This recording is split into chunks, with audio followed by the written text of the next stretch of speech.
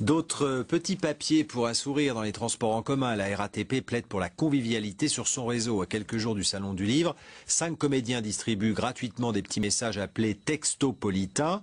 Aujourd'hui, le rendez-vous était donné aux voyageurs de la ligne 12 entre les stations Sèvres, Babylone et Porte de Versailles. Myriam Engenor et Emmanuel Hunzinger ont rencontré celle qui a eu l'idée de ces petits mots doux. Je vais vous laisser ce petit texto. Notre histoire touche à sa fin. C'est marqué en gros, vert sur blanc. Je descends là.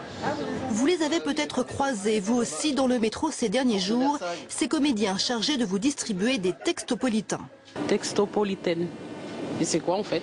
Alors c'est très simple. Pour donner un textopolitain, il faut avoir un petit carnet ou un petit bout de papier, un stylo, et puis écrire tout ce qui vous passe par la tête et que vous n'avez jamais osé dire à votre voisin de strapontin.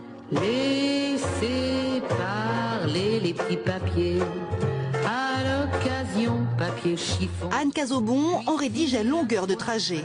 Des mois que cette Parisienne distribue à tout va ces petits papiers toujours inspirés. Ici, un mot sur l'élégance de la voyageuse d'à côté. Papier de Rio d'Arménie. Mais on me l'a déjà dit, hein.